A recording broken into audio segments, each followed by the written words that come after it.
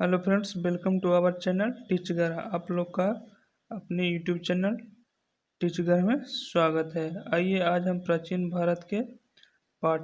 प्राचीन भारत का जो पार्ट 1 था वो अपलोड हो गया है। प्राचीन प्राचीन भारत का पार्ट 2 आज देखेंगे, जो कि बहुत ही महत्वपूर्ण होने वाले वीडियो। तो चलिए टाइम गवाए बिना शुरू करते हैं। तो मौर्य साम्राज्य देखते हैं। मौर्य साम्राज्य प्रथम भारतीय साम्राज्य किसने स्थापित किया था? तो प्रथम भारतीय साम्राज्य स्थापित किया था चंद्रगुप्त मौर्य ने। चंद्रगुप्त मौर्य ने प्रथम भारतीय साम्राज्य स्थापित किए थे। आगे देखते हैं। तो चंद्रगुप्त मौर्य भारत का प्रथम ऐतिहासिक सम्राट था। चंद्रगुप्त मौर्य का जन्म 340 ईसा पूर्व में पाटलिपुत्र बिहार में हुआ था। चंद्रगुप्त मौर्य ने लगभग 322 ईसा पूर्व में अपने गुरु विष्णुगुप्त अथवा चाणक्य कौटिल्य की सहायता से मगध साम्राज्य के अंतिम शासक यानी धनानंद को पराजित कर मौर्य साम्राज्य की स्थापना की थी। तो चंद्रगुप्त मौर्य ने किसे पराजित कर मौर्य साम्राज्य की स्थापना की थी? तो धनानंद ने। चंद्रगुप्त मौर्य के गुरु कौन थे? तो विष्णुगुप्त, उन्हें चाणक्य भी कहा जाता था और कौटिल्य भी। आगे देखते हैं। आगे है, इसकी राजधानी पाटलिपुत्र बनाई गई थी, यानी मौर्य साम्राज्य की राजधानी कहाँ बनाई गई थी? पाटलिपुत्र। इसने मगध पर 24 वर्ष तक शासन किए थे चंद्रगुप्त मौर्य ने, एवं भारत को सर्वप्रथम राजनीतिक रूप से एकबद्ध किया था। बौद्ध एवं जैन ग्रंथों में उसने मौर्य क्षत्रिय कहा गया है। आगे देखते हैं। सेंड्रोकोटस की चंद्रगुप्त मौर्य के रूप में पहचान किसने की थी? तो सेंड्रोकोटस को पहचान किए थे आपको विलियम जोन्स ने। विलियम जोन्स ने चंद्रगुप्त मौर्य को सेंड्रोकोटस की पहचान की थी। आगे चलते हैं।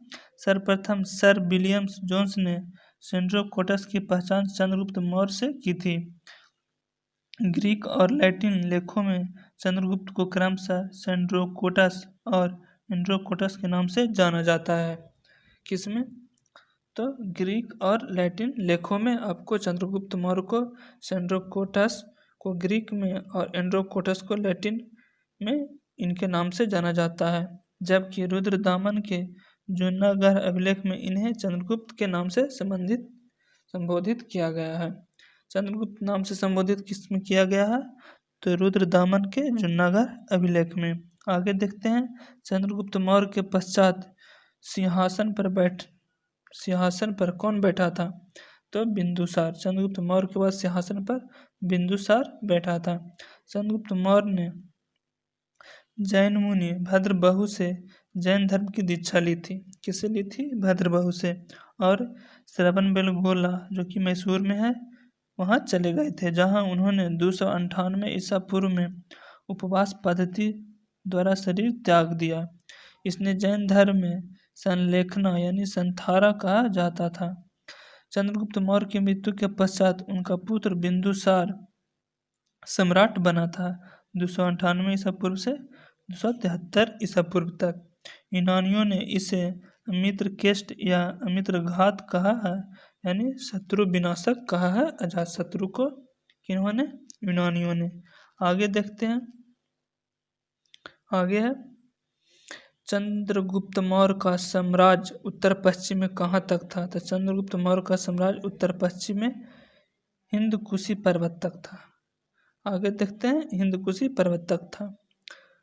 चंद्रगुप्त मौर्य का साम्राज्य उत्तर पश्चिम में ईरान, फारस से लेकर पूर्व में बंगाल तथा उत्तर में कश्मीर से लेकर दक्षिण में उत्तरी कर्नाटक यानी मैसूर तक विस्तृत था। बिसेंट के अनुसार हिंदुकुश पर्वत भारत का प्राकृतिक सीमा था। पाटलिपुत्र इसी विशाल साम्राज्य की राजधानी थी। रुद्रदामन के जूनागढ़ अभिलेख से पश्चिमी भारत पर उसका अधिकार प्रमाणित भी होता है। आगे देखते हैं। सेल्यूकस, जिनको अलेक्जेंडर द्वारा सिंध एवं अफगानिस्तान की प्रशासन नियुक्त किया गया था, को किस भारतीय राजा ने पराजित किया था? तो चंद्रगुप्त मौर्य ने। चंद्रगुप्त मौर्य ने सेल्यूकस निकेटर को पराजित किया था। आगे देखते हैं। सिकंदर के सर्वाधिक योग्य सेनापति सेल्यूकस ने उसकी मृत्यु बाद सिकंदर द्वारा विजित प्रदेशों पर पुनः आधिपत्य स्थापित करने के लिए 305 ईस्वी में भारत पर आक्रमण किया था, परंतु मौर्य शासक चंद्रगुप्त से सेल्कस को पराजित होना पड़ा। उसने सेल्कस की पुत्री से विवाह किया तथा दहेज में हेरात, कंधार, मकरान, काबुल प्राप्त किए थे। बदले में चंद्रगुप्त ने उन्हें 500 हाथी उपहार के स्वरूप दिए थे। आगे देखते हैं तो प्लूटार्क के अनुसार चंद्रगुप्त ने 6 लाख सेना लेकर संपूर्ण भारत पर अपना आधिपत्य स्थापित किया था। किसके अनुसार? प्लूटार्क के अनुसार। आगे देखते हैं प्राचीन भारत में कौन सी एक लिपि दाईं ओर से बाईं ओर लिखी जाती है? तो खरोष्टी लिपि है जो दाईं ओर से बाईं ओर लिखी जाती है। आगे देखते हैं प्राचीन भारत में खरोष्टी लिपि दाईं से बाईं ओर लिखी जाती थी। यह मुख्यतः उत्तर पश्चिमी भारत की लिपि थी। इसे पढ़ने का श्रेय मैसन, प्रिंसेप, नैरिस, लैसेन, कनिंदम आदि विद्वानों को जाता है। शाहबाजाद, गढ़ी और मनसेहरा के बृहद शिलालेख खरोष्टी लिपि में है, जबकि ब्राह्मणी लिपि बाईं से दाईं ओर लिखी जाती है। खरोष्टी लिपि दाईं से बाईं ओर और ब्राह्मणी लिपि बाईं से दाईं ओर लिखी जाती है। आगे देखते हैं चंद्रगुप्त मौर्य के दरबार में भेजा गया यूनानी राजदूत कौन था? तो मेगास्थनीज चंद्रगुप्त मौर्य के दरबार में भेजा गया यूनानी राजदूत था। चंद्रगुप्त मौर्य के दरबार में यूनानी शासक सेल्कस निकेटर ने मेगास्थनीज नामक राजदूत भेजा था। चंद्रगुप्त ने पश्चिमोत्तर भारत में तत्कालीन यूनानी शासक सेल्कस निकेटर, जो सिकंदर का सेनापति था, यानी सेल्कस निकेटर किसका सेनापति था? सिकंदर का, 305 ईसा पूर्व में पराजित कर दिया। मेगास्थनीज ने इंडिका नामक पुस्तक में, यानी इंडिका नामक पुस्तक किन्होंने लिखा है? मेगास्थनीज ने। इन्होंने पुस्तक में मौर्यकालीन सामाजिक, आर्थिक एवं राजनीतिक व्यवस्था का विस्तृत विवरण दिया है, जबकि पाटलिपुत्र को समानांतर चतुर्भुज कहकर पालीब्रोथा नाम से संबोधित किया तथा नगर के पदाधिकारियों को एस्टिनोमोई कहा है। बिंदुसार ने अशोक को किस विद्रोह को समाप्त करने के लिए भेजा था? तो तक्षशिला विद्रोह को समाप्त करने के लिए बिंदुसार ने अशोक को भेजा था। आगे देखते हैं बौद्ध ग्रंथ दिव्यवदान से ज्ञात होता है कि बिंदुसार 298 से 278 ईसा पूर्व के समय तक्षशिला में 2 विद्रोह हुआ। इस विद्रोह का दमन करने के लिए बिंदुसार ने एक बार अशोक को तथा एक बार सुसीम को भेजा था। तारानाथ के अनुसार नेपाल के विद्रोह को भी अशोक द्वारा ही समाप्त कर दिया गया था। वायु पुराण में अशोक को भद्रसार, जबकि जैन ग्रंथों में उसे राजबलिकथे या सिंहसेन कहा गया है। आगे चलते हैं सारनाथ स्तंभ का निर्माण किसने कराया था? तो अशोक ने सारनाथ स्तंभ का निर्माण कराया था। सारनाथ का स्तंभ धर्मचक्र परिवर्तन की घटना का स्मारक है, जिसका निर्माण अशोक ने करवाया था। इस स्तंभ का निर्माण सिंह की आकृति शक्ति की प्रतीक मानी जाती है। वर्तमान में अशोक स्तंभ के नाम से यह विख्यात है और इसे भारत गणराज्य द्वारा भारत के राष्ट्रीय चिह्न के रूप में स्वीकृत किया गया है। मौर्य युगीन सभी स्तंभ बलुआ पत्थरों से निर्मित हैं। अशोक पहला भारतीय शासक हुआ जिसने अपने अभिलेख की सहायता से प्रजा को संबोधित किया था। यानी भारतीय पहला शासक कौन था जिन्होंने अपने अभिलेख की सहायता से प्रजा को संबोधित करता था? तो अशोक। किस अभिलेख में अशोक का नाम उल्लिखित है? किस अभिलेख में अशोक का नाम उल्लिखित है? तो कौन से अभिलेख होंगे? तो इसका हो जाएगा आपका आंसर, आपका ऑप्शन नंबर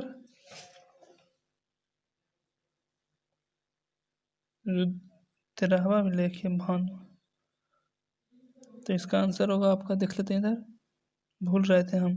वह अशोक का व्यक्तिगत नाम का उल्लेख मास्क, गुर्जर, नेटोर तथा उद्योगों अभिलेख में मिलता है। अशोक का आधिकारिक नाम प्रियदर्शी यानी प्रियदर्शिता थी।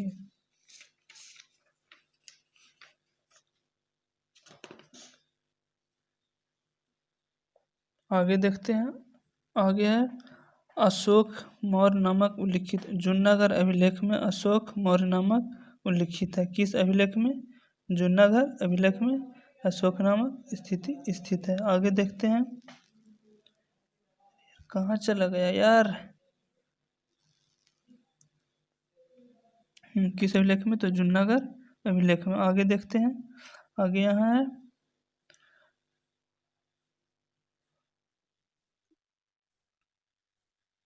यहाँ से देखते हैं। अशोक का व्यक्तिगत नाम का उल्लेख मस्की, गुर्जर और नेट्टूर तथा उदयगोलम के अभिलेख में मिलता है। अशोक का आधिकारिक नाम प्रियदर्शी या प्रियदर्शी था। जूनागढ़ अभिलेख में अशोक मौर्य नाम उल्लिखित है। अशोक के अभिलेखों के 3 वर्गों में विभाजित किया जा सकता है: शिलालेखों, स्तंभलेख एवं गुहालेख। अशोक के अभिलेखों को 3 वर्गों में विभाजित किया गया है: शिलालेख, स्तंभलेख एवं गुहालेख। अशोक का प्रधान शिलालेख में 13वां शिलालेख कलिंग विजय सबसे बड़ा शिलालेख है। 13वां शिलालेख है जो अशोक के शिलालेख में सबसे बड़ा शिलालेख है, जबकि रुमदीन देई सबसे छोटा अभिलेख है। अशोक के अभिलेख पढ़ने में सफलता सर्वप्रथम जेम्स प्रिंसेप 1837 ईस्वी में प्राप्त हुई थी। यानी अशोक के अभिलेख को पढ़ा था सर्वप्रथम किसने? तो जेम्स प्रिंसेप्स ने 1837 ईस्वी में। आगे देखते हैं। तो मौर्य मंत्रिपरिषद में कौन राजस्व एकत्रित करने से संबंधित था? तो इसका आंसर होगा ऑप्शन ए, समहार्थ। समहार्थ ने मौर्य मंत्रिपरिषद में राजस्व एकत्रित करने के लिए संबंधित थे। मौर्य मंत्रिपरिषद में राजस्व एकत्रित करने के लिए उत्तरदायी मंत्री को समहार्थ कहा जाता था। अतपाल सीमावर्ती दुर्गों के देखभाल करता था। संधिघाता राजकीय कोषाध्यक्ष तथा प्रतिष्ठा फौजदारी न्यायालय का न्यायाधीश था, जबकि व्यवहारिक दीवानी न्यायालय का न्यायाधीश था। मौर्य काल में कर चोरी हेतु दंड स्वरूप मृत्युदंड का प्रावधान था। ठीक, आगे देखते हैं। आगे है भारत एवं भाग एवं बलि थे राजस्व का स्रोत। भाग एवं बलि राजस्व का स्रोत थे। आगे देखते हैं। प्राचीन भारत में भाग एवं बलि राजस्व का स्रोत था। कौटिल्य के अर्थशास्त्र के अनुसार भूमि का मालिक राजा हुआ करता था। भूमि का मालिक राजा हुआ करता था। वह भूमि से उत्पन्न उत्पाद को 1 भाग का अधिकार था। इसी कर को भाग कहते थे। इसी प्रकार बलि भी राजस्व का स्रोत था। अशोक ने अपने लुम्बिनी यात्रा में भाग यानी भूस राजस्व की राशि 1/16 से घटाकर 1/8 कर दिया था। आगे देखें। तब बलि को माफ कर दिया था। अर्थशास्त्र में बलि का तात्पर्य उपकर से है, जो राजा उपज के अतिरिक्त भाग को प्रजा से लेता था। राजकीय भूमि की व्यवस्था करने वाला प्रधान अधिकारी शीताध्यक्ष कहलाता था। आगे देखते हैं। किस स्तंभ में अशोक ने स्वयं को मगध का सम्राट बताया है? तो भाब्रू स्तंभ में अशोक ने अपने स्वयं को मगध का सम्राट बताया है। भाभू यानी बरौटा।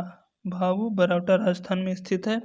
तो भाभू स्तंभ लेख में अशोक ने स्वयं को मगध का सम्राट बताया। यह अभिलेख अशोक को बौद्ध धर्मावलंबी प्रमाणित करता है। भाब्रू अभिलेख में अशोक ने स्वयं को मगध धीराज कहा। अशोक ने भाब्रू अभिलेख में बुद्ध धर्म तथा संघ के प्रति आस्था व्यक्त की थी। आगे देखते हैं। रज्जुक कौन थे? रज्जुक मौर्य शासक में आधिकारिक था। रज्जुक। आगे देखते हैं। अशोक के तीसरे अभिलेख में रज्जुक नामक अधिकारी का उल्लेख मिलता है। रज्जुकों की स्थिति आधुनिक जिलाधिकारी जैसे थी, जिसे राजस्व तथा न्याय देने का अधिकार प्राप्त था। आगे देखते हैं। अशोक के जो प्रमुख शिलालेख संगम राज के विषय में है, हमें बताता है क्या उसमें क्या सम्मिलित है? तो दूसरा और ब्रह्माभिलेख। दूसरा और ब्रह्माभिलेख आप लोग को अशोक के जो शिलालेख संगम राज के विषय में बताता है। वो कौन कौन अभिलेख है? तो दूसरा और ब्रह्माभिलेख। ये अशोक के संगम राज के बारे में बताता है। आगे देखते हैं कौटिल्य का अर्थशास्त्र किससे संबंधित है। तो कौटिल्य का अर्थशास्त्र राजनीति जीवन से संबंधित है। कौटिल्य का अर्थशास्त्र राजनीति शास्त्र का एक ग्रंथ है जिसमें मुख्यतः राजनीतिक सिद्धांतों का वर्णन है। इसमें चक्रवर्ती सम्राट राज्य के कर्तव्य, विस्तृत प्रणाली तथा सामाजिक स्थिति पर प्रकाश डाला गया है। कौटिल्य का राजस्व सिद्धांत यूरोपीय दार्शनिक मैकियावेली के राजस्व सिद्धांत से अधिकांश रूपों में समान रखता है। इस आधार पर उसे भारत का मैकियावेली कहा जाता है। अर्थशास्त्र में कुल 15 अधिकरण, 150 प्रकरण तथा 600 श्लोक हैं। भारत के मैकियावेली कहा जाता है अर्थशास्त्र को। अर्थशास्त्र में कुल कितने अधिकरण हैं? तो 15 प्रकरण, 150 तथा श्लोक 600 हैं। आगे देखते हैं कलिंग युद्ध किस वर्ष हुआ था। तो कलिंग युद्ध हुआ था आपको 13वीं 261 ईसा पूर्व में। ठीक, कलिंग युद्ध कब हुई थी? 261 ईसा पूर्व में। अशोक ने 13वें शिलालेख से ज्ञात होता है कलिंग युद्ध के बारे में। अशोक ने अपने राज्याभिषेक के 8वें वर्ष यानी 261 ईसा पूर्व में कलिंग, वर्तमान में उड़ीसा में है, इसका आक्रमण किया और कलिंग की राजधानी तोसली पर अधिकार कर लिया। इस युद्ध में हुए भयंकर नरसंहार से अशोक ने युद्ध नीति का त्याग कर धर्म नीति को अपनाया था। आगे चलते हैं। वह संत जिसने अशोक को बौद्ध धर्म के प्रति आकर्षित किया था वो कौन था? तो उपगुप्त था। उन्होंने अशोक को बौद्ध धर्म के प्रति आकर्षित किया था। अशोक को बौद्ध भिक्षु विद्वान उपगुप्त ने बौद्ध धर्म में दीक्षित किया। उन्होंने अलछनक बुद्ध भी कहा जाता है। कलिंग के युद्ध के बाद अशोक ने युद्ध नीति का त्याग करके धर्म या धम्म नीति को अंगीकार किया। अशोक ने बौद्ध धर्म को ग्रहण किया था। अशोक ने किस धर्म को ग्रहण किया था? बौद्ध धर्म को। सम्राट अशोक की वह पत्नी कौन थी जिसने उनको प्रभावित किया था? तो कारूबाकी उनकी एक पत्नी थी, उन्होंने अशोक को प्रभावित किया था। आगे देखते हैं। सम्राट अशोक अपनी रानी कारूबाकी यानी चारवाकी से अत्यधिक प्रभावित था। वह अशोक की दूसरी पत्नी थी तथा राजकुमार तिवारी की माता थी। यह एक मछुआरे की पुत्री थी। अशोक द्वारा उत्कीर्ण कराए गए अभिलेखों में उनके एक ही रानी कारूबाकी का उल्लेख मिलता है। आगे देखते हैं। अशोक ने संपूर्ण भारत में बौद्ध धर्म का प्रचार किस माध्यम से किया था? तो धम्म महामात्रों के भेजकर उन्होंने बौद्ध धर्म की प्रचार करवाया था। अशोक ने अपने राज्याभिषेक के 14वें वर्ष में धम्म महामात्रों की नियुक्ति की, जिनका मुख्य कार्य जनता में धर्म का प्रचार करना तथा कल्याणकारी कार्य करना आदि था।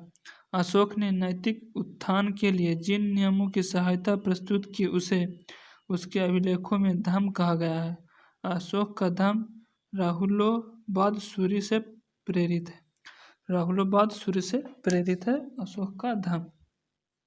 आगे चलते हैं। आगे है मौर्योत्तर काल। मौर्योत्तर काल के बारे में देखते हैं जो कि अध्याय 7 है। देखते हैं आगे। तो मौर्योत्तर काल में प्रथम ईरानी शासक जिसने भारत के कुछ भागों को अपने अधीन कर लिया निम्न में से कौन था? तो डेरियस प्रथम ने अधीन कर लिया था ईरानी शासक को। प्रथम ईरानी शासक जिसने भारत को अधीन कर लिया था डेरियस प्रथम ईरानी शासक था जिसने भारत को अपने अधीन में कर लिया था। आगे देखें तो डेरियस प्रथम या दारा प्रथम 1522 से 522 से 486 ईसा पूर्व फारसी साम्राज्य के संस्थापक खुरोस साइरस के बाद हखमनी वंश का प्रसिद्ध शासक था। सर्वप्रथम डेरियस प्रथम या दारा प्रथम ने भारत के कुछ भागों को अपने अधीन कर लिया। हेरोडोटस के अनुसार डेरियस प्रथम के साम्राज्य में संपूर्ण सिंधु घाटी का प्रदेश शामिल था तथा पूर्व की ओर इसका विस्तार राजपूताना के रेगिस्तान तथा पर्सियोलस एवं नक्सेरुस्तम के शिलालेख के अनुसार पंजाब भी उसके साम्राज्य में शामिल था। आगे देखते हैं, कुषाण शासक कनिष्क की राज्याभिषेक किस सन में हुआ था, यानी कब हुआ था? तो 78 ईस्वी में कुषाण शासक का में कनिष्क का राज्याभिषेक हुआ था। आगे देखते हैं, तो कनिष्क राज्याभिषेक की तिथि सन 1960 में आयोजित पुरातत्व विभाग के द्वितीय सम्मेलन में आम सहमति से 78 ईस्वी के स्वीकार किया गया। 78 ईस्वी से ही शक संवत का प्रारंभ माना गया है। शक संवत का प्रारंभ कब से माना गया? तो 78 ईस्वी से। कनिष्क ने कैसर या सिरज की उपाधि धारण की है। इसकी प्रथम राजधानी पेशावर यानी फिरोजपुर एवं द्वितीय राजधानी मथुरा थी। तो कनिष्क की प्रथम राजधानी कहाँ थी? पेशावर, उसे फिरोजपुर कहते हैं, एवं द्वितीय राजधानी मथुरा थी। आगे देखते हैं, द्वितीय अशोक किसे कहा जाता है? तो द्वितीय अशोक कनिष्क को कहा जाता है। कनिष्क को द्वितीय अशोक कहा जाता है। कुषाण वंश के महानतम शासक कनिष्क को कुशल प्रशासनिक व्यवस्था व नेतृत्व के कारण इतिहासकार उन्हें द्वितीय अशोक कहते हैं। रोमन सम्राट की भांति कनिष्क ने कैसर या सीजन की उपाधि धारण की तथा शकों की भांति क्षत्रप व्यवस्था लागू की थी। कनिष्क के राजकवि अश्वघोष ने बुद्धचरितम तथा राजवैद्य चरक ने चरक संहिता की रचना की। कनिष्क के शासनकाल के दौरान वर्धमान, महायान और हीनयान की विभाजित हुआ था।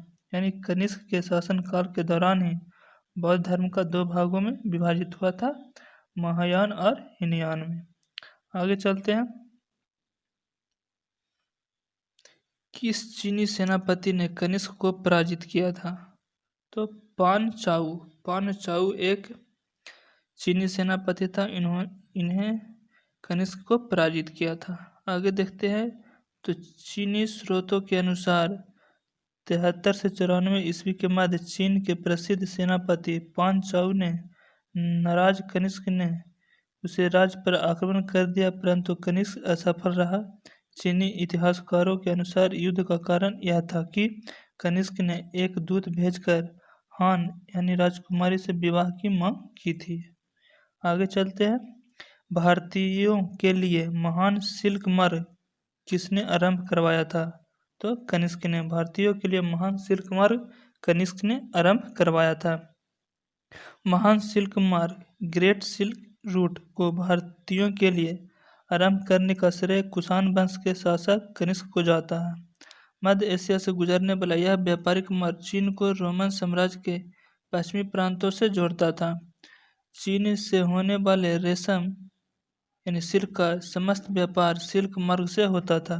प्रथम शताब्दी में भारत और रोम के मध्य रोमन साम्राज्य को निर्यात की जाने वाली वस्तुओं का उल्लेख पेरिप्लस ऑफ द एरिथियन सी से किया गया है। आगे देखते हैं, किस वंश के साम्राज्य की सीमाएं भारतीय उपमहाद्वीप के बाहर तक विस्तृत है? तो कुषाण वंश की साम्राज्य थी जो भारतीय उपमहाद्वीप के बाहर भी विस्तृत थी। आगे देखते हैं, तो कुषाण वंश के साम्राज्य की सीमाएं भारतीय उपमहाद्वीप से बाहर विस्तृत थी। इसकी सीमाएं उत्तर में चीन के तूर्फान एवं कश्मीर से लेकर दक्षिण में विंध्य पर्वत तक था तथा पश्चिम में उत्तरी अफगानिस्तान से लेकर पूर्व में पूर्वी उत्तर प्रदेश एवं बिहार तक फैली थी। आगे देखते हैं, कौन सी कला शैली भारतीय और यूनानियों को ग्रीक काल की शैली का सम्मिश्रण कहते हैं? तो आपका गंधार शैली। गंधार शैली है जो भारतीय और यूनानियों की कला के शैली का सम्मिश्रण कहा जाता है। आगे देखते हैं, तो भारतीय और यूनानियों का आकृति का सम्मिश्रण गंधार शैली है। इसे यूनानी बौद्ध इंडो ग्रीक या ग्रीक रोमन भी कहा जाता है। इस काल के शैलियों के प्रमुख संरक्षक शक एवं कुषाण शासक थे। गंधार कला के महायान धर्म से प्रोत्साहन मिला। इस शैली में महात्मा बुद्ध की प्रतिमाएं बनाई गई। इस मूर्ति में बुद्ध को यूनानी देवता अपोलो के समान दर्शाया गया है। यानी बुध की है जो बुध को यूनानी देवता के अपोलो के नाम से दर्शाया गया है। आगे देखते हैं कनिष्क की राजधानी कहाँ थी, तो कनिष्क की राजधानी पुरुषपुर थी। आगे देखते हैं कनिष्क का प्रथम राजधानी पेशावर पुरुषपुर था एवं द्वितीय राजधानी मथुरा थी। कनिष्क कश्मीर पर विजय प्राप्त कर वहां कनिष्कपुर नामक नगर बसाया था। कश्मीर में जब विजय प्राप्त किया था कनिष्क ने, तो वहाँ कनिष्कपुर नामक एक नगर बसाया था। कनिष्क ने भारत में मगध तक अपना साम्राज्य विस्तार किया तथा यहीं से वह विद्वान अश्वघोष के पेशावर पुरुषपुर ले गया था।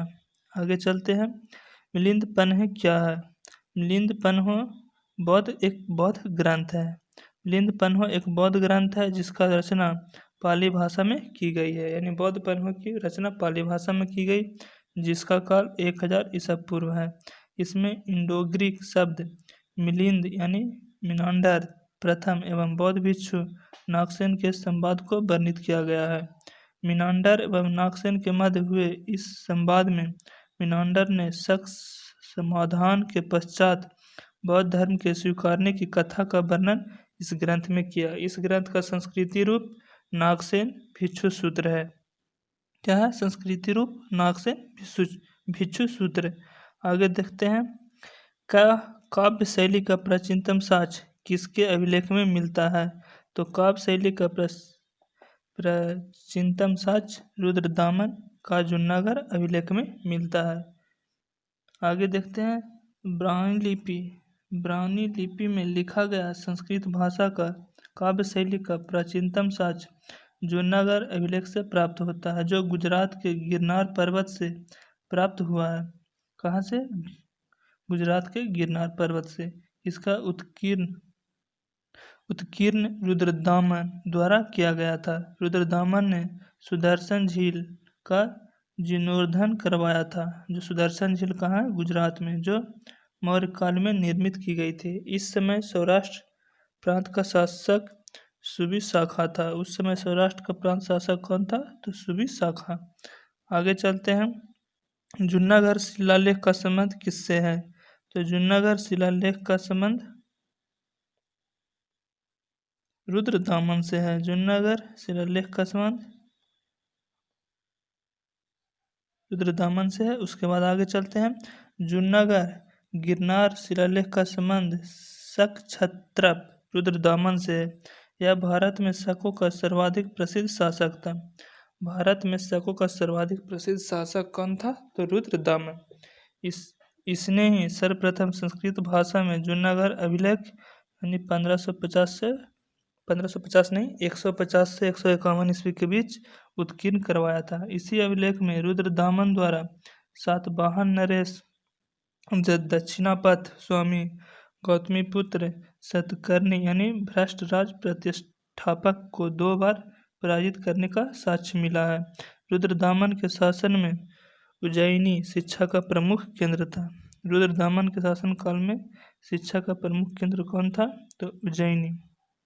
आगे देखते हैं किस वंश के शासक ने ब्राह्मणों और बौद्ध भिक्षुओं को कर मुक्त ग्राम देने का प्रथा आरंभ किया था, तो सातवाहन वंश ने। सातवाहन वंश ने बौद्ध भिक्षुओं को कर मुक्त ग्राम देने का प्रथा आरंभ किया था। ब्राह्मणों और बौद्ध भिक्षुओं को कर मुक्त ग्राम देने का प्रथा का प्रारंभ सातवाहन शासकों ने किया, जबकि उन्होंने अधिकतर भूमिदान और भिक्षुओं को दिया था। सातवाहन वंश का स्थापना सिमुक ने की थी। सातवाहन वंश को अर्धभृत्य भी कहा गया है। इस वंश की राजधानी प्रतिष्ठान थी, यानी प्रतिष्ठान इस वंश की राजधानी थी। सातवाहन वंश की राजधानी कहाँ थी? तो प्रतिष्ठान। इसकी राजधानी भाषा, प्रकृति तथा लिपि ब्राह्मी थी। इसकी राजकीय भाषा क्या थी? तो राजकीय भाषा, प्रकृति तथा लिपि ब्राह्मी थी। शीशे के सिक्के प्रचलित करने वाला प्रथम वंश कौन सा था? तो सातवाहन वंश। शीशे के सिक्के प्रचलित करने वाला प्रथम वंश सातवाहन वंश था। आगे चलते हैं भारत में सर्वप्रथम सोने के सिक्के किसने जारी किए थे? तो भारत में सर्वप्रथम सोने के सिक्के जारी किए थे इंडो ग्रीक ने सर्वप्रथम सोने के सिक्का जारी किया था। सर्वप्रथम इंडो ग्रीक शासकों ने लेख वाले सिक्के यानी मुद्रा लेख तथा सोने के सिक्के जारी किए। कुषाण शासक भीम कडफिसेस द्वितीय ने भी सोने के सिक्के जारी किए, जबकि सर्वाधिक स्वर्ण मुद्राएं गुप्त काल की प्राप्त होती है। इंडो ग्रीक शासकों ने ही सर्वप्रथम सिक्कों पर छवि अंकन का प्रचलन किया था। आगे देखते हैं, राजा खारवेल किस चेदी वंश के महानतम शासक थे? तो ये कलिंग वंश के महानतम शासक थे राजा खारवेल। राजा खारवेल कलिंग यानी वर्तमान में उड़ीसा में है, कलिंग के चेदी वंश का महामेघवाहन के महानतम शासक थे। इनके विषय में अधिकांश जानकारी उदयगिरी पहाड़ियों में स्थित हाथी गुम्फा अभिलेख से मिलता है। खारवेल जैन धर्म का संरक्षक था। इस अभिलेख में कोई तिथि प्राप्त नहीं होती, जबकि खारवेल के विषय में जानकारी यह एकमात्र स्रोत है। आगे चलते हैं, आगे है गुप्त एवं गुप्तेश्वर युग। अध्याय 8। तो गुप्त साम्राज्य का वास्तविक संस्थापक कौन था? तो गुप्त साम्राज्य का वास्तविक संस्थापक चंद्रगुप्त प्रथम था। चंद्रगुप्त प्रथम वास्तविक संस्थापक था गुप्त साम्राज्य का। आगे चलते हैं, तो गुप्त राजवंश की स्थापना श्री गुप्त ने किए थे 240 से 280 ईसा के पूर्व, जिसे आदिराज से भी संबोधित किया जाता था। उसने महाराज की भी उपाधि धारण की थी, जबकि गुप्त राजवंश का वास्तविक संस्थापक चंद्रगुप्त प्रथम यानी 319 से 350 ईस्वी को माना जाता है। जब गुप्त राजवंश का प्रथम शासक था जिसने महाराजाधिराज की उपाधि धारण की थी, इसे गुप्त संवत प्रारंभ किया गया है। उसी समय से गुप्त संवत प्रारंभ हुई है। प्रथम गुप्त शासक जिसने सिक्के जारी किए थे वे कौन थे? तो चंद्रगुप्त प्रथम ने सिक्के जारी किए थे सर्वप्रथम। गुप्त वंश के शासकों में चंद्रगुप्त प्रथम ने सोने के सिक्के जारी किए। उसने सोने के सिक्के जारी किए थे। किसके? सोने के सिक्के जारी किए थे चंद्रगुप्त प्रथम ने। उसने लिच्छवी कुल की कन्या से विवाह कर वैशाली राज प्राप्त किया और द्वितीय मगध साम्राज्य की स्थापना की। चंद्रगुप्त ने सिक्कों पर कुमार देवी की छवि तथा पृष्ठ भाग पर सिंहवाहिनी देवी दुर्गा की आकृति को बनवाई थी। आगे चलते हैं, विदेशी राजा जिसने समुद्रगुप्त से अनुरोध किया था कि उसने भारत में बौद्ध विहार बनाने की अनुमति दी जाए, वह कौन था? तो मेघवर्धन था, जिसने कहा था कि भारत में बौद्ध विहार बनाने की अनुमति दिया जाए। विदेश राजा समुद्रगुप्त से अनुरोध किया था। आगे देखते हैं, लंका का राजा मेघवर्धन समुद्रगुप्त की समकालीन था। चीनी स्रोतों से यह जानकारी मिलती है कि मेघवर्धन ने समुद्रगुप्त के पास उपहार सहित एक दूत दरबार में भेजा था और साथ ही अनुरोध किया था कि उसे भारत में एक बौद्ध विहार का निर्माण की अनुमति दी जाए। अनुमति मिलने के पश्चात उन्हें बोधि वृक्ष के निकट लंका के बौद्ध भिक्षुओं के लिए भव्य विहार का निर्माण किया था। शक विजेता किसे माना जाता है? तो शक विजेता किसे माना जाता है? चंद्रगुप्त प्रथम, समुद्रगुप्त, चंद्रगुप्त द्वितीय, कुमारगुप्त। तो इसका आंसर होगा माना जाता है आपको चंद्रगुप्त प्रथम को। ठीक है, देख लेते हैं इसका, इसे हम भूल रहे हैं किसे माना जाता है। तो इसका आंसर होगा ऑप्शन सी, चंद्रगुप्त द्वितीय को। चंद्रगुप्त द्वितीय को आपको शक विजेता माना जाता है। आगे देखते हैं, चंद्रगुप्त द्वितीय 308 से 412 ने पश्चिमी भारत उज्जैनी के अंतिम शासक रुद्र द्वितीय को पराजित किया। शाकों पर विजय के उपरांत चंद्रगुप्त द्वितीय ने विक्रमादित्य तथा सकारी की उपाधि धारण की तथा इसी विजय के उपलक्ष्य में चांदी के सिक्के जारी किए थे। आगे देखते हैं, इलाहाबाद स्तंभ अभिलेख किस एक से संबंध है? तो समुद्रगुप्त से संबंधित है इलाहाबाद स्तंभ अभिलेख। इलाहाबाद के अशोक स्तंभ अभिलेख से समुद्रगुप्त के शासन के विषय में सूचना प्राप्त होती है। अशोक द्वारा निर्मित यह स्तंभ लेख कौशाम्बी से लाकर इलाहाबाद में अकबर ने स्थापित करवाया था। इस स्तंभ पर जहांगीर और बीरबल का भी उल्लेख मिलता है। आगे चलते हैं। गुप्त राजा जिसने विक्रमादित्य की उपाधि ग्रहण की थी वह कौन थे? तो चंद्रगुप्त द्वितीय। चंद्रगुप्त द्वितीय थे, वह विक्रमादित्य की उपाधि ग्रहण की थी, जिसका अर्थ है पराक्रम का सूर्य। जिसके द्वारा ग्रहण की गई अन्य उपाधियां विक्रमांक, परम भागवत आदि है। इसे देवगुप्त, देवराज, देवश्री आदि के नामों से भी जाना जाता है। चंद्रगुप्त द्वितीय विजेता के साथ साथ एक योग्य एवं कुशल प्रशासक भी था। गुप्त शासकों में समुद्रगुप्त, चंद्रगुप्त द्वितीय तथा स्कंदगुप्त ने विक्रमादित्य की उपाधि धारण की थी। आगे देखते हैं कि शासक के सिक्के संगीत के प्रति प्रेमी दर्शाते हैं। तो समुद्रगुप्त के जो सिक्के थे, तो सिक्के से पता चलता है कि समुद्रगुप्त क्या थे? संगीत प्रेमी थे। तो गुप्त शासक समुद्रगुप्त को उसकी मुद्राओं पर बीना बजाते हुए दिखाया गया है, जो कि उसे संगीत के प्रेमी प्रतीत का सूचक है। इसे कविराज की उपाधि प्रदान की गई। अपने विजय के पश्चात समुद्रगुप्त ने अश्वमेध यज्ञ किया था तथा पृथ्वीव्या प्रथम वीर की उपाधि ग्रहण की थी। हरिसेन ने प्रयाग प्रशस्ति में समुद्रगुप्त को उपलब्धियों का उल्लेख किया है। किसे? प्रयाग प्रशस्ति में। आगे देखते हैं। भारत का नेपोलियन किसे कहा जाता है? तो भारत का नेपोलियन कहा जाता है समुद्रगुप्त को। समुद्रगुप्त का साम्राज्य प्रसार की नीतियों से प्रभावित होकर इतिहासकार विंसेंट स्मिथ महोदय ने अपनी कृति अर्ली हिस्ट्री ऑफ इंडिया में उसे भारत का नेपोलियन कहा है। समुद्रगुप्त को शासनकाल में गुप्त साम्राज्य का सर्वाधिक विस्तार किसके शासनकाल में हुआ था? तो समुद्रगुप्त के शासनकाल में। आर्यभट्टों का प्रथम एवं द्वितीय विजय अभियान दक्षिणापथ के 12 शासकों पर विजय हुआ। इसके प्रमुख सैन्य अभियान थे समुद्रगुप्त की विजय नीतियों में परिचारिकता नीति, ग्राहम मोचनागुरुहा तथा कन्योपायन आदि इसमें शामिल थे। आगे है। गुप्तकालीन राज मुद्राओं के नाम दिया जाता है रूपक से।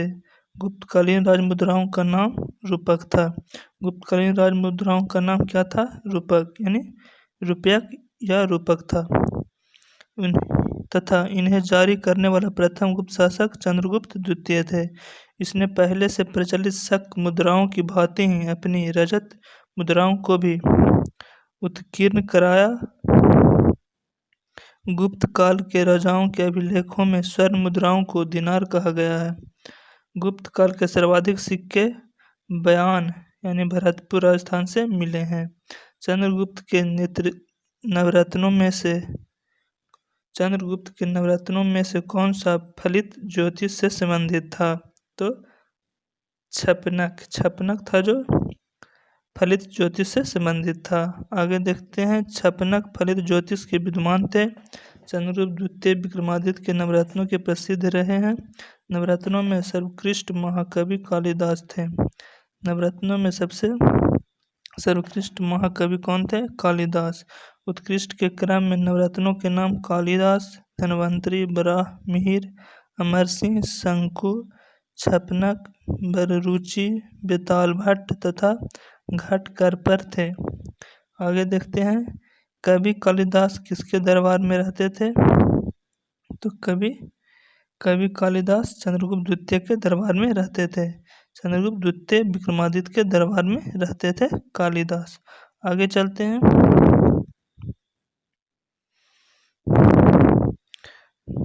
कालिदास चंद्रगुप्त द्वितीय के दरबार में रहते थे। ठीक। कालिदास का संस्कृत भाषा के महान कवि और नाटककार थे। किस भाषा के? संस्कृत भाषा के महान कवि और नाटककार थे। कालिदास चंद्रगुप्त द्वितीय के विक्रमादित्य के नवरत्नों में से एक थे। चंद्रगुप्त ने कालिदास को अपना राजदूत बनाकर कुंतल नरेश के दरबार में भेजा था। कालिदास के प्रमुख काव्य ग्रंथ रघुवंशम, कुमार संभव, मेघदूतम, ऋतु संहारम एवं नाटक अभिज्ञान शकुंतलम, मालविकाग्निमित्रम और विक्रम मोरवर्षियम और अभिज्ञान शकुंतलम का सर्वप्रथम यूरोपीय भाषा में अनुवाद विलियम जोन्स ने 1789 ईस्वी में किए थे। आगे देखते हैं, नगरों का क्रमिक पतन किस काल की एक महत्वपूर्ण विशेषता थी? तो गुप्त काल की एक प्रमुख विशेषता थी नगरों का क्रमिक पतन। गुप्त काल में पाटलिपुत्र, मथुरा जैसे प्रमुख नगर भी क्रमिक पतन की ओर अग्रसर हुए। संपूर्ण गंगा की घाटी में जो नगर पहले अत्यंत समृद्ध अवस्था में थे, उनमें से अधिकांश को गुप्त काल में त्याग दिया गया। गंगा घाटी के अनेक महत्वपूर्ण केंद्र इस काल में हास के ही प्रमाण प्रस्तुत करते थे। गुप्त शासकों की सरकारी भाषा क्या थी, यानी दरबारी भाषा क्या थी? तो संस्कृति थी। गुप्त शासकों की दरबारी भाषा संस्कृति थी। गुप्त शासकों की दरबारी भाषा संस्कृति। कला और साहित्य के विकास की दृष्टि से गुप्त काल को भारतीय इतिहास का क्लासिक युग अथवा स्वर्ण युग कहा जाता है। भारतीय इतिहास का क्लासिक युग या स्वर्ण युग किस काल को कहा जाता है? तो गुप्त काल को। संस्कृत का काल में ही राजभाषा बनी थी। संस्कृत इसी काल में ही राजभाषा बनी थी। राजभाषा संस्कृत कब बना था? तो गुप्त काल के समय। शतरंज का खेल कहाँ अद्भुत हुआ था? भारत में। भारत में ही शतरंज का खेल बहुत अद्भुत हुआ था। शतरंज उन प्रारंभिक खेलों में से एक है जो 4 खिलाड़ियों वाले चतुरंग नामक युद्ध खेल के रूप में विकसित हुआ। यह भारतीय महाकाव्य महाभारत में उल्लेखित एक युद्ध व्यूह रचना का संस्कृत नाम है। गुप्त काल के दौरान शतरंज के खेल का उद्भव भारत में हुआ था। गुप्त काल के समय शतरंज के खेल का उद्भव कहाँ हुआ था? भारत में हुआ था। अगला है, किस अभिलेख में सती प्रथा का प्रथम साक्ष्य प्राप्त हुआ है? तो किस अभिलेख में हुआ है? एरन अभिलेख में। एरन अभिलेख में सती प्रथा का प्रथम साक्ष्य प्राप्त हुआ है एरन अभिलेख से। सती प्रथा का प्रथम अभिलेख साक्ष्य 510 ईस्वी में प्राप्त भानुगुप्त के अभिलेख में हुआ है, जिसमें गोपराज सेनापति की स्त्री के सती होने का उल्लेख है। एरन नामक ऐतिहासिक स्थान मध्य प्रदेश के सागर जिले में स्थित है। किस चीनी यात्री ने भीनमाल की यात्रा की थी? हेनसांग ने भीनमाल की यात्रा की थी। भीनमाल प्राचीन काल में गुजरात राज्य की राजधानी थी। पहले राजधानी था गुजरात काल के।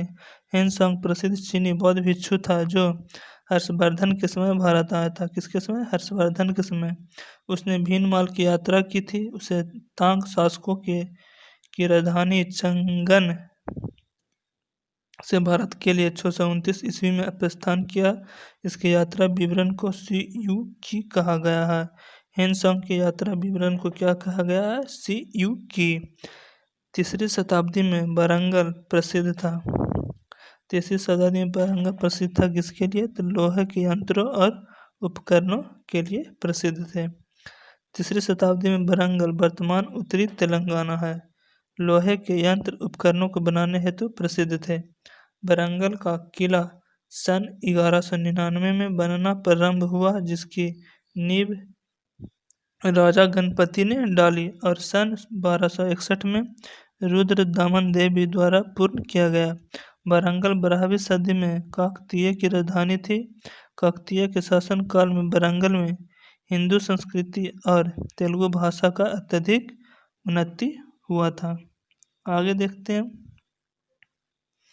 मौखरी शासकों की राजधानी कहाँ थी? तो मौखरी शासकों की राजधानी थी कन्नौज। कन्नौज मौखरी शासकों की राजधानी थी। मौखरी शासकों की राजधानी कन्नौज थी तथा इस वंश के प्रमुख शासकों में हरिवर्मन, आदित्य वर्मन, ईसा वर्मन एवं गृह वर्मन थे। कन्नौज का प्रथम मौखरी वंश का सामंत हरिवर्मन था। उसने 510 ईस्वी में शासन किया था। इसकी महत्वपूर्ण उपलब्धि हुनों प्रजाति कर पूर्वी भारत को उनके आक्रमण से बचाना था। आगे देखते हैं, नर्मदा नदी पर सम्राट हर्ष के दक्षिणवर्ती अभियान किसने रोका था? नर्मदा नदी पर जो हर्षवर्धन था उसका किसने रोका था? तो चालुक शासक पुलकेशिन द्वितीय के मध्य युद्ध हुआ जिसमें हर्षवर्धन का पराजय हुआ था। तो इसने रोका था चालुक शासक पुलकेशिन द्वितीय ने नर्मदा नदी के तट पर। उस समय हर्षवर्धन का पराजय हो गया। पुलकेशिन द्वितीय की ऐहोल प्रशस्ति एवं हेनसांग का विवरण इस युद्ध के साक्ष्य है। इस शासन काल में 609 से 642 ईस्वी तक का था। इसका शासन कब से कब तक था? तो 609 से 642 ईस्वी तक। हर्ष की राजधानी कहाँ स्थित है? कन्नौज में। राजवर्धन की मृत्यु के पश्चात हर्षवर्धन थानेश्वर का राज सिंहासन पर बैठा तथा अपनी राजधानी थानेश्वर से कन्नौज स्थानांतरित की। हर्ष शिलादित्य के नाम से भी जाना जाता था। शिलादित्य के नाम से कौन जाना जाता है? तो शिलादित्य के नाम से जाना जाता है हर्ष। इसने परम भट्टारकर मगध नरेश की उपाधि धारण की थी। इसके शासनकाल में कर वसूल वाले अधिकारी को भौगोलिक तथा भूमि संबंधी विवरण रखने वाले अधिकारी को पुस्तपाल कहा जाता है। हर्ष के शासनकाल की सूचनाएं किसकी पुस्तकों में वर्णित है? तो कलहन के पुस्तकों में वर्णित है। बाणभट्ट की कृति हर्षचरित एवं कलहन कृति राजतरंगिणी में हर्ष के शासनकाल की सूचनाएं मिलती है। हेनसांग ने हर्ष को शिलादित्य कहा था। बाणभट्ट ने अपने समकालीन शासकों एवं उसके पूर्वजों के जीवन वृत्त का वर्णन किया है। हर्ष ने नागानंद, रत्नावली एवं प्रियदर्शिका नामक नाटकों की रचना की है। चीनी यात्री हेनसांग ने किस विश्वविद्यालय में अध्ययन किया था? तो नालंदा विश्वविद्यालय में अध्ययन किया था।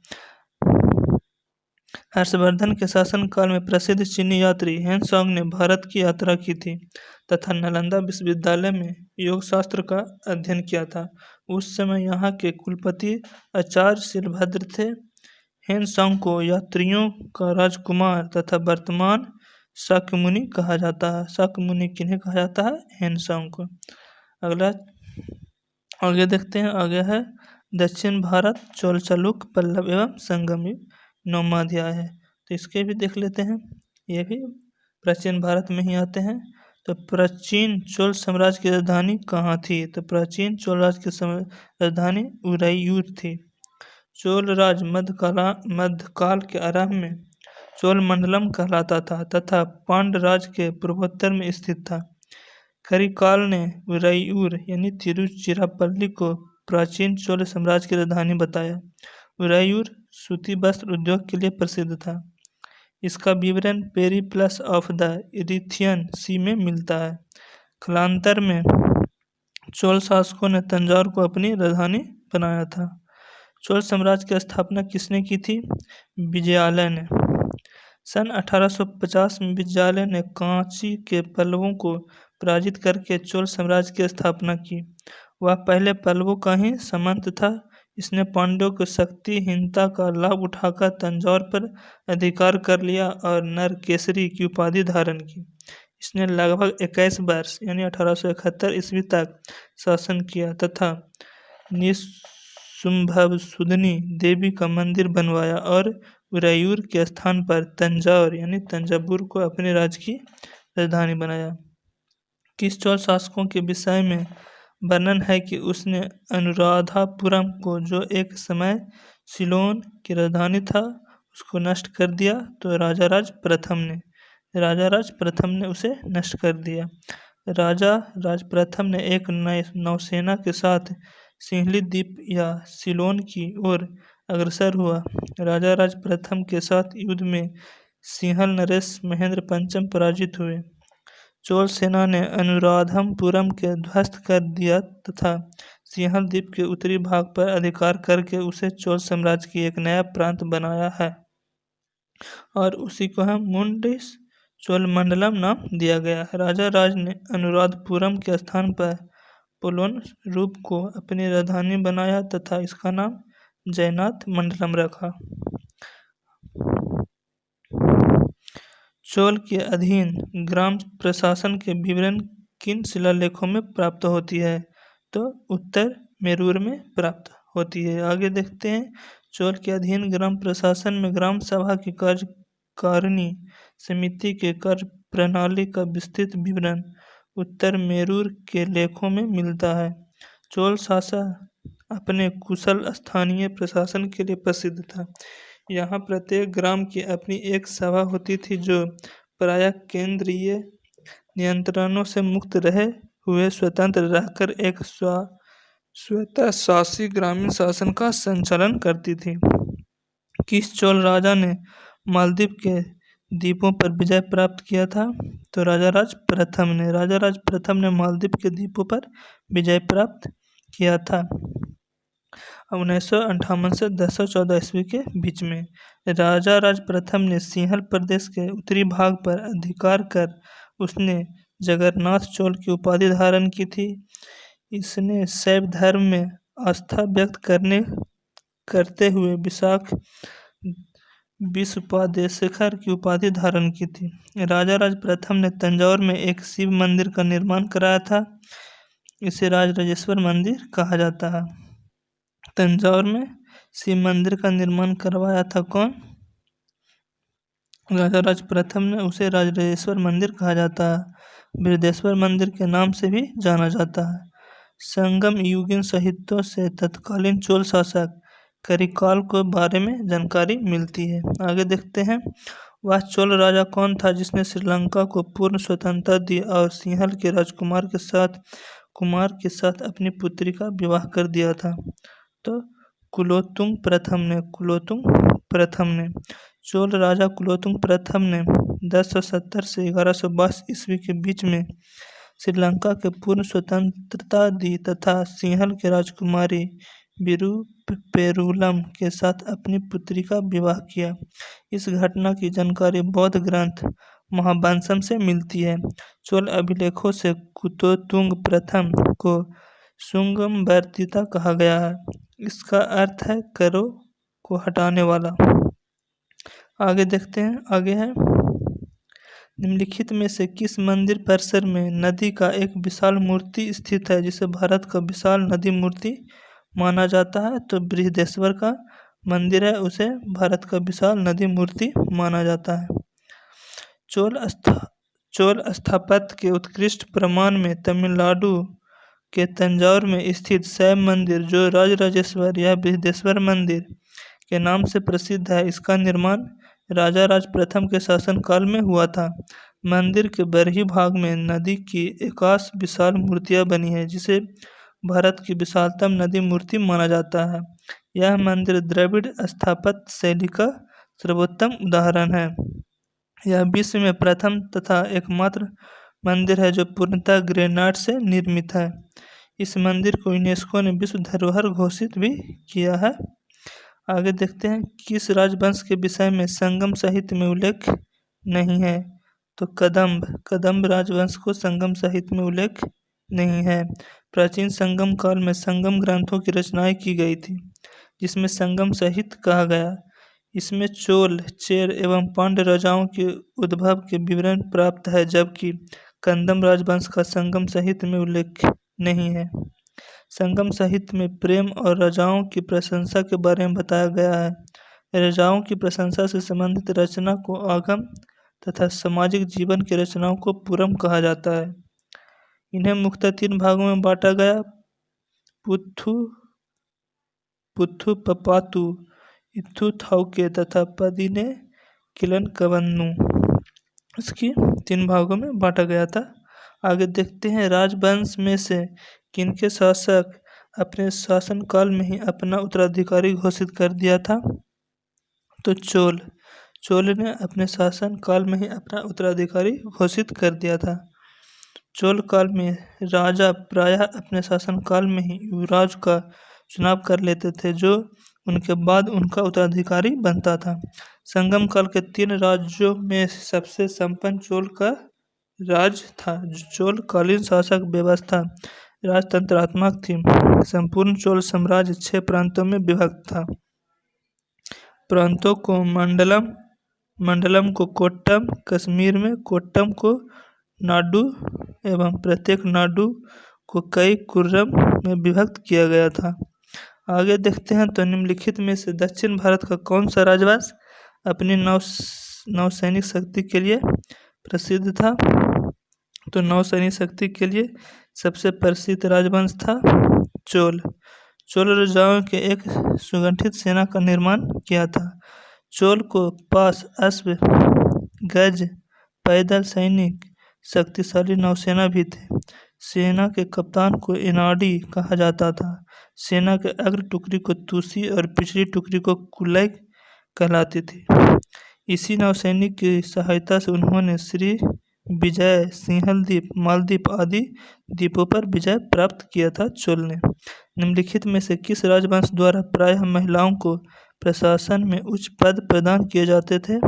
तो चालुक्य राजवंश के समय महिलाओं को प्रशासन में उच्च पद प्रदान किए जाते थे। आगे देखें तो चालुक्य वंश का सबसे महानतम शासक कौन था। तो पुलकेशिन द्वितीय। पुलकेशिन द्वितीय चालुक्य वंश का सबसे प्रसिद्ध शासक था। वह 609 से 642 ईस्वी तक शासन किया था। इसके विषय में एहोल अभिलेख में उनके समकालीन कवि रवि कीर्ति द्वारा लिखी गई है प्रशास्ति में जानकारी मिलती है। उसने श्री पृथ्वीवल्लभ सत्याश्रय की तथा हर्षवर्धन को पराजित कर परमेश्वर की उपाधि धारण की थी। पुलकेशिन द्वितीय के पश्चात उसका पुत्र सत्याश्रय यानी विक्रमादित्य प्रथम चालुक्य वंश का शासक बना था। आगे देखते हैं महमूद गजनबी के सोमनाथ अभियान के समय चोल राज्य का शासक कौन था। राजेंद्र प्रथम। राजेंद्र प्रथम सोमनाथ अभियान के समय चोल राज्य का शासक था। चोल राज्य का शासक राजेंद्र प्रथम का शासनकाल 1012 से 1044 तक रहा। राजेंद्र प्रथम के शासनकाल में महमूद गजनबी ने 1025 से 26 ईस्वी में सोमनाथ अभियान किया था तथा सोमनाथ मंदिर का ध्वस्त किया था। यानी सोमनाथ मंदिर का ध्वस्त किया था। कौन किया था सोमनाथ मंदिर का ध्वस्त? महमूद गजनबी ने। महमूद गजनबी ने सोमनाथ मंदिर का ध्वस्त किया था। आगे देखते हैं किस चोल शासक ने पुहार नगर की स्थापना की थी। तो करिकाल ने पुहार नगर की स्थापना की थी। पश्चिम भारत में चालुक्यों को किसने विस्थापित किया था। तो पल्लव ने। पल्लव ने पश्चिम भारत के चालुक्यों को विस्थापित किया था। पल्लव शासक नरसिंह वर्मन जिनकी अवधि थी 630 से 668 ईस्वी तक, उन्होंने पुलकेशिन द्वितीय को परास्त कर चालुक्यों को पश्चिमी भारत की ओर विस्थापित होने पर मजबूर कर दिया। नरसिंह वर्मन ने चालुक्यों की राजधानी बतापी पर अधिकार किया। इस विजय के उपलक्ष्य में पातापिकोंड की उपाधि धारण की थी। नरसिंह वर्मन की राजधानी बतापी थी। आगे देखते हैं चालुक्यों की राजधानी कहाँ थी। तो चालुक्य की राजधानी बतापी। नरसिंह वर्मन की नहीं थी, चालुक्य की राजधानी बतापी थी। 6ठी शताब्दी में बीजापुर कर्नाटक जिले में स्थित बतापी, आधुनिक नाम उसका बदामी है, नामक प्राचीन नगर चालुक्यों की राजधानी थी। बतापी के चालुक्य राजवंश का वास्तविक संस्थापक पुलकेशिन प्रथम था। इसके उत्तराधिकारी कीर्तिवर्मन प्रथम ने पूरन, पराक्रम, सत्याश्रय आदि उपाधि धारण की थी। किस चोल शासक ने बंगाल की खाड़ी को चोल झील के स्वरूप प्रदान किया था। तो चोल झील के स्वरूप प्रदान किया था राजेंद्र प्रथम ने। राजेंद्र प्रथम का काल चोल वंश का चरमोत्कर्ष का काल था। यह 1014 ईस्वी में चोल राज सिंहासन पर बैठा। उसकी उपलब्धि के विषय में जानकारी तिरुवालंगडम एवं करंदाई अभिलेख से मिलती है। राजेंद्र प्रथम ने बंगाल की खाड़ी को चोल झील का स्वरूप प्रदान किया। बंगाल की खाड़ी चोल के शक्तिशाली नौसेना के कारण ही चोलों का झील बन गई थी। शिल्पाधिकारम का लेखक कौन है। शिल्पाधिकारम के लेखक कौन था। तो इलंगो शिल्पाधिकारम का लेख थे। प्रेम कथा पर आधारित महाकाव्य शिल्पाधिकारम का लेखक इलंगनो अदिगल था। यह तमिल साहित्य का प्रथम महाकाव्य था। इसका शाब्दिक अर्थ होता है नुपुर की कहानी। यह संगम साहित्य का महत्वपूर्ण महाकाव्य है। इसका लेख चोल नरेश करिकाल के पौत्र था। कोवलन और कनानी क्रमशः इस महाकाव्य के नायक और नायकी हैं। यह महाकाव्य पुहार खंडम और मदुरै खंडम और बिंजिका खंडम 3 भागों में विभाजित है। इन भागों में चोल, पांड्य और चेर राज्यों का वर्णन है। प्रसिद्ध दिलवारा मंदिर कहाँ स्थित है? तो प्रसिद्ध दिलवारा मंदिर आपको राजस्थान में स्थित है। प्रसिद्ध दिलवारा मंदिर राजस्थान में स्थित है। दिलवारा मंदिर 5 मंदिरों का एक समूह है जो माउंट आबू में स्थित है। दिलवारा मंदिर कितने मंदिरों का समूह है? तो 5 मंदिरों का समूह है, जिसमें मंदिर का लगभग 48 स्तंभ नित्यांगनाओं की आकृति बनाई हुई है। चालुक्य शासक भीमदेव प्रथम के सामंत विमल शाह ने बनाया था। इसमें सबसे प्रसिद्ध मंदिर विमल शाही मंदिर है। जैन धर्म के प्रथम तीर्थंकर ऋषभदेव को समर्पित है यह मंदिर। आगे देखते हैं प्रसिद्ध उत्तर मेरूर शिलालेख किसके शासनकाल से संबंधित है? तो परांतक प्रथम से संबंधित है। उत्तर मेरू शिलालेख से चोल शासक परांतक प्रथम के विषय में विस्तृत जानकारी मिलती है। चोल शासक परांतक ने पांड्य शासक से मदुरा जीतकर मदुरै कोंडा की उपाधि धारण की थी। परांतक प्रथम के उत्तर मेरू लेख में चोलों को स्थानीय शासन की जानकारी मिलती है। आगे देखते हैं भारतीय दर्शन। भारतीय दर्शन है, यह भी आपको प्राचीन भारत से संबंधित है। तो आइए देखते हैं न्याय दर्शन के प्रणेता कौन थे? तो गौतम। न्याय दर्शन के प्रणेता गौतम थे। न्याय दर्शन के प्रणेता अक्षपाद गौतम ने किया था। न्याय का शाब्दिक अर्थ होता है तर्क या निर्णय। वात्स्यायन ने न्याय के समाप्त विधियों का दीप कहा है। न्याय दर्शन में 16 पदार्थ या तत्वों का अस्तित्व स्वीकार किया गया है। न्याय दर्शन का मूल ग्रंथ गौतम कृति न्याय सूत्र है। विशेष्यक दर्शन का ही भांति न्याय दर्शन में भी पदार्थों के तत्व ज्ञात एवं निःश्रेयस की सिद्धि बताई गई है। कर्म का सिद्धांत किससे संबंधित है? मीमांसा से। कर्म का सिद्धांत मीमांसा दर्शन से संबंधित है। पक्ष प्रतिपक्ष को लेकर वेदव्यासों में वर्णित अर्थ के विचार का नाम मीमांसा है। इसे पूर्व मीमांसा या कर्म मीमांसा या धर्म मीमांसा भी कहते हैं। कुमारिल भट्ट मीमांसा दर्शन के प्रमुख आचार्य थे, जिनका गणना भारतीय दर्शन के मूर्धन्य आचार्यों से की जाती है। आगे देखें अद्वैत दर्शन के संस्थापक कौन थे? तो अद्वैत दर्शन के संस्थापक शंकराचार्य थे, जिसने उपनिषद वेदांत सूत्रों की पीठिकाएं लिखी तथा अद्वैतवाद का समर्थन किया। उन्होंने भारतवर्ष में 4 मठों का स्थापना किया था: बद्रिकाश्रम, श्रृंगेरी पीठ, द्वारिका पीठ और शारदा पीठ। ब्रह्मसूत्र पर उनका भाष्य शारीरिक शास्त्र कहलाता है। आगे देखें, आगे है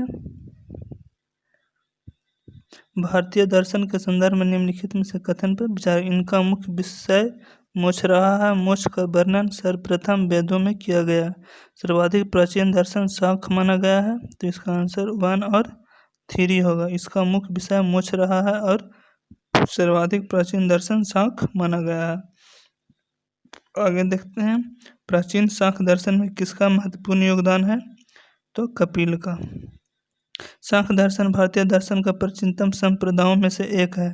महर्षि कपिल को सांख्य दर्शन का प्रणेता माना जाता है। सांख्य दर्शन का प्रणेता महर्षि कपिल को उन्हें सांख्य सूत्र एवं तत्व समाज नामक ग्रंथों की रचना की थी। कपिल ने सर्वप्रथम विकासवाद का प्रतिपादन किया। इन्हें अनीश्वरवादी भी माना जाता है, लेकिन गीत में इन्हें श्रेष्ठ मुनि कहा गया है। आगे देखते हैं निम्नलिखित में से किस दर्शन को लोकायत कहा जाता है? तो चार्वाक को लोकायत कहा जाता है। चार्वाक दर्शन को लोकायत कहा जाता है। यह भौतिकवादी दर्शन है और इसके प्रवर्तक चार्वाक हैं। इसके लोक अर्थात दुनिया के साथ गहरे संबंध को महत्व दिया गया है। यह दर्शन वेद ब्राह्मण भी कहलाता है। चार्वाक दर्शन के अनुसार पृथ्वी, जल, तेज तथा वायु ये 4 ही तत्व सृष्टि को मूल कारण है। आगे देखते हैं कला संस्कृति प्रसिद्ध पुस्तक के लेखक। पंचायत क्या है? पंचायत क्या है? तो पंचायत एक मंदिर निर्माण शैली है। पंचायत एक मंदिर निर्माण शैली है।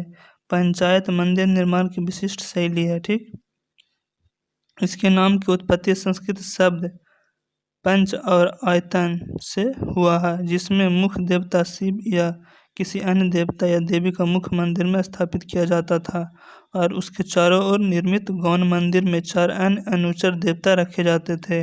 इस शैली का उदाहरण खजुराहो में कंधरिया महादेव मंदिर, भुवनेश्वर में लिंगराज मंदिर तथा उत्तर प्रदेश के देवघर में दशावतार मंदिर है, जो इसका एग्जाम्पल है। चित्रकार के गांधार शैली का सूत्रपात किसके द्वारा किया गया था? तो महायान संप्रदाय द्वारा किया गया था। महायान संप्रदाय द्वारा किया गया था। चित्रकार की गांधार शैली का सूत्रपात कुषाण काल में महायान संप्रदाय द्वारा किया गया। यह बुद्ध एवं बोधिसत्व की मूर्ति पूजा में आस्था रखते थे।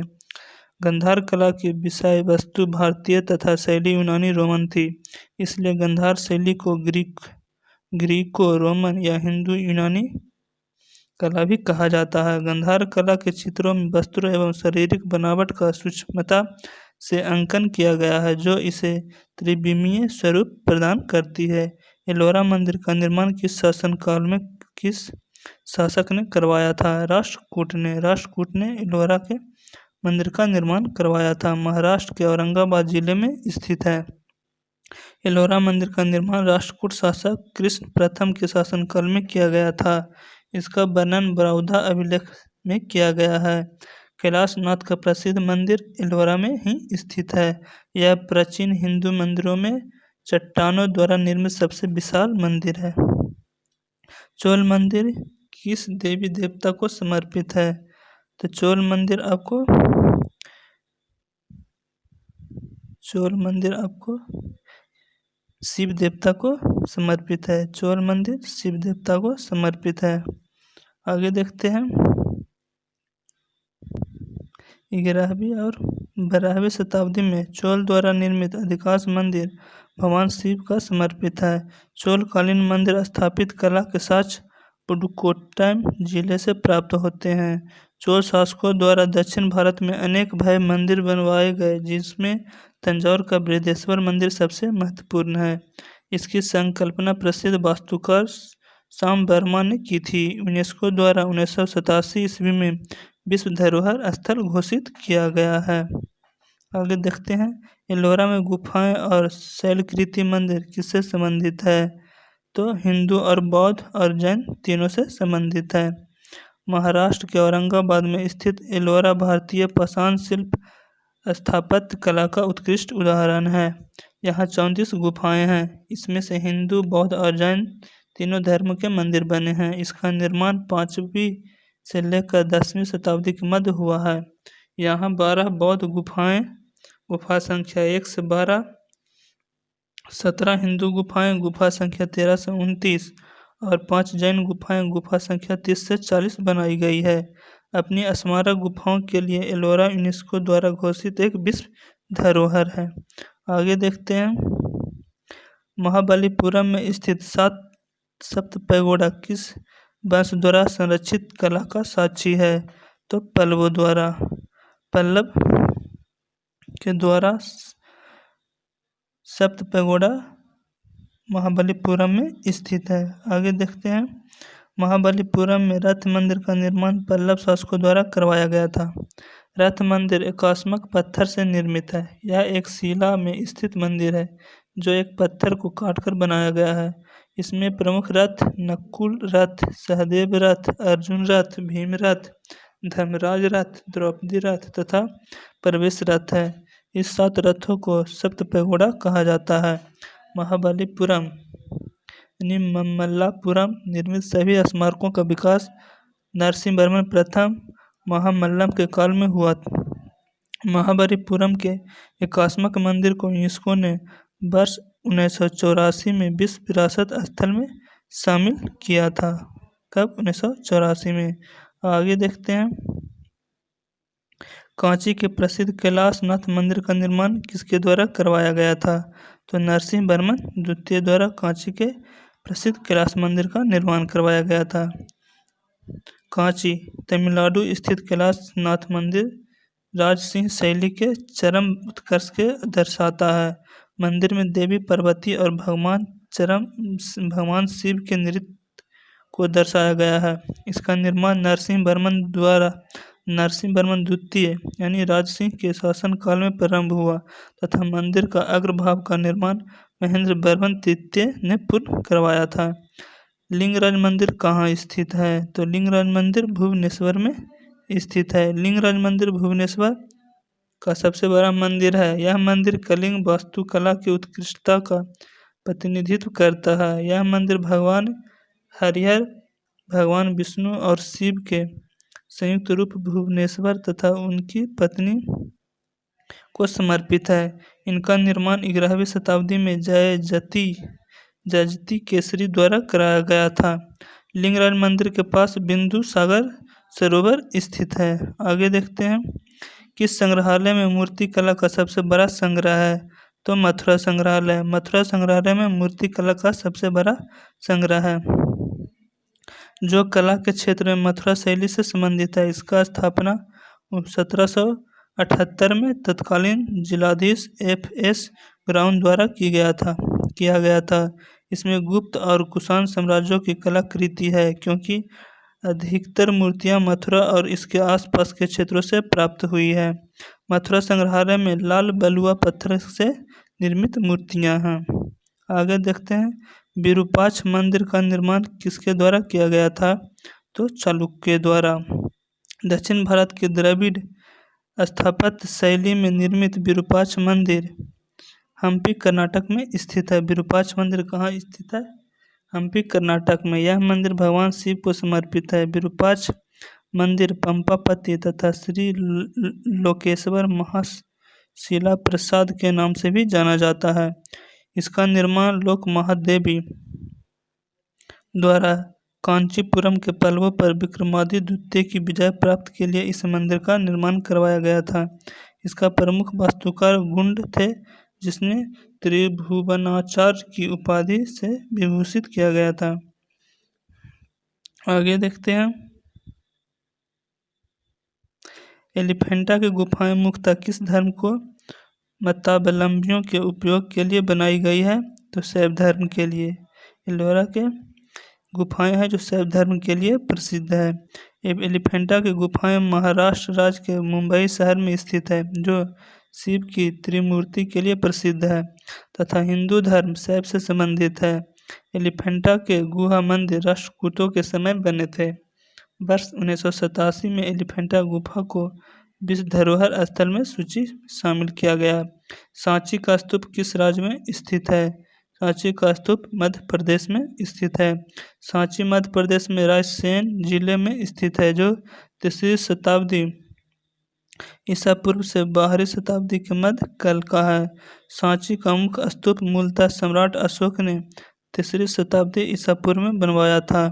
शुंग काल में पुष्यमित्र ने इसको नष्ट कर दिया था और बाद में इसकी पुत्री अग्निमित्री ने इसे पुनर्निर्मित कराया। यह स्मारक 1989 ईस्वी में यूनेस्को द्वारा विश्व धरोहर स्थल घोषित किया गया था। स्तूप एक गोल टीले का आकार की संरचना है, जिसका प्रयोग पवित्र बौद्ध अवशेषों को रखने के लिए किया जाता है।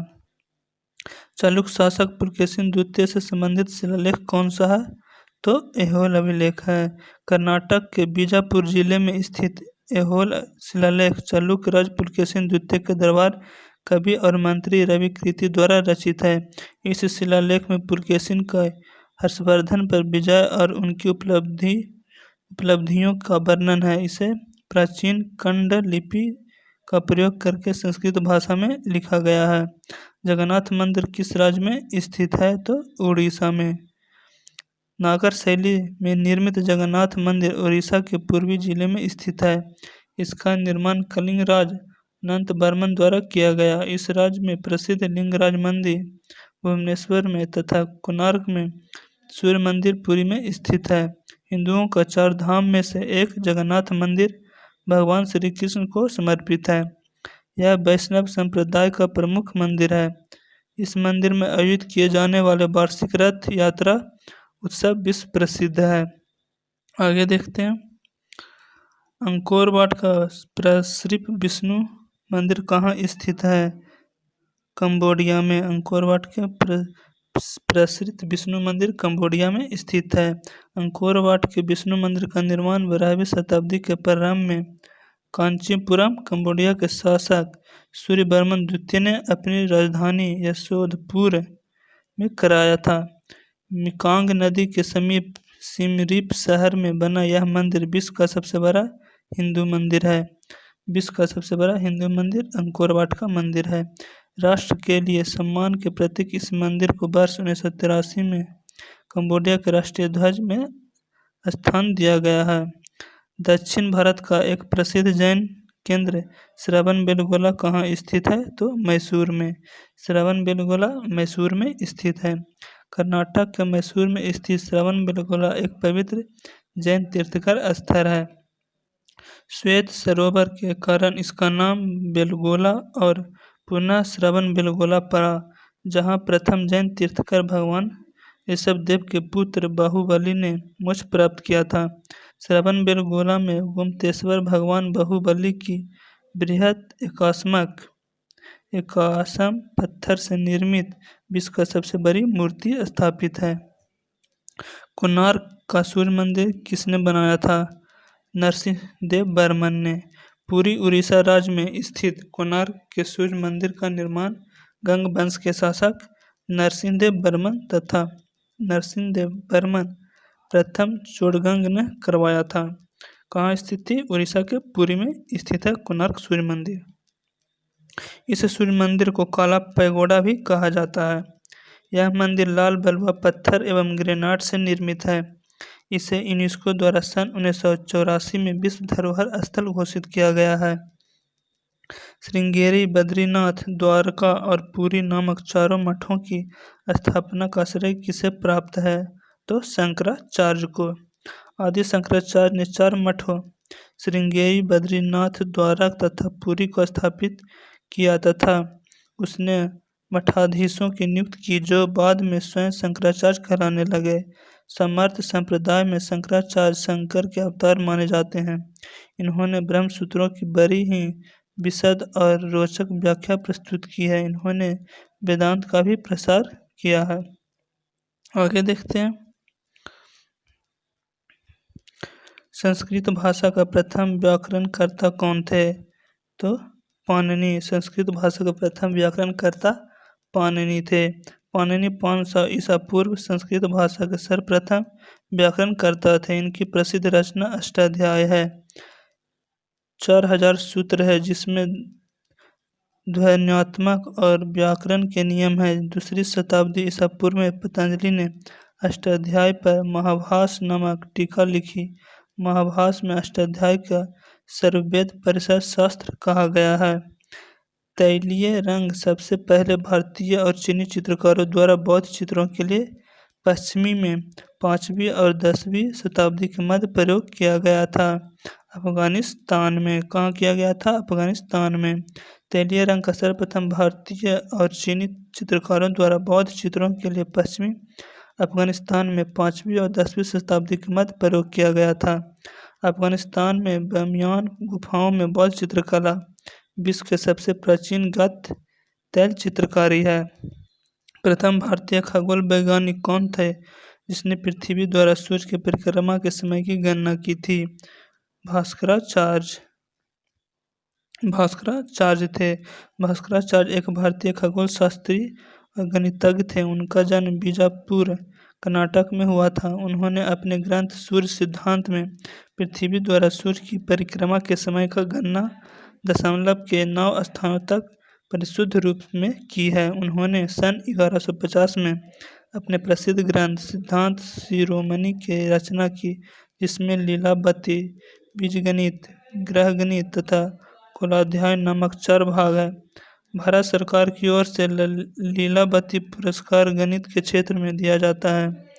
लीलावती पुरस्कार गणित के क्षेत्र में दिया जाता है। इसे गणित का नोबेल पुरस्कार कहा जाता है। गणित का नोबेल पुरस्कार लीलावती पुरस्कार को कहा जाता है। शिव का नर्तक स्वरूप चिदम्बरम तमिलनाडु में स्थित प्रमुख नटराज मूर्ति का निर्माण किस वंश ने करवाया था? तो चोल वंश ने इसका निर्माण करवाया था। कांसा से निर्मित शिव का नर्तक स्वरूप चिदम्बरम तमिलनाडु स्थित प्रख्यात नटराज मूर्ति का निर्माण चोल वंश ने किया था, जो कांसे की बनी हुई है। नटराज दो शब्दों का समावेश से बना है, नट अर्थात कला और राज। तो चलिए आज हम आप लोग के लिए यहीं तक था, जो कि हम लगभग सभी टॉपिक इसमें क्लियर कर चुके हैं, जो आप लोग के लिए बहुत ज़रूरी था हिस्ट्री से, जिसमें हम देखें प्राचीन भारत के पूरा चैप्टर। तो आप लोग का ये वीडियो कैसा लगा प्लीज़ कमेंट करके ज़रूर बताइएगा, और अपने दोस्तों के साथ ये वीडियो ज़रूर शेयर कीजिएगा, जिससे कि उनके पास भी ये वीडियो पहुंच जाए और वे एक साथ प्राचीन भारत की पूरा अध्ययन कर लें। तो चलिए, अगर आप लोग का ये वीडियो अच्छा लगा हो तो प्लीज़ अपने दोस्तों के साथ ज़रूर शेयर कीजिएगा, क्योंकि बहुत मेहनत से ये वीडियो बना है। तो चलिए, अगर आप इस चैनल पर नए होंगे तो इस चैनल को सब्सक्राइब कर लीजिएगा, बगल में बेल आइकन का बटन होगा उसे प्रेस कर लीजिएगा, जिससे कि आने वाली वीडियो का नोटिफिकेशन आपको मिलती रहेगी। और कमेंट करके ज़रूर बताइएगा कि ये वीडियो कैसा लगा। तो चलिए, मिलते हैं अगले वीडियो में, तब तक के लिए जय हिंद जय भारत।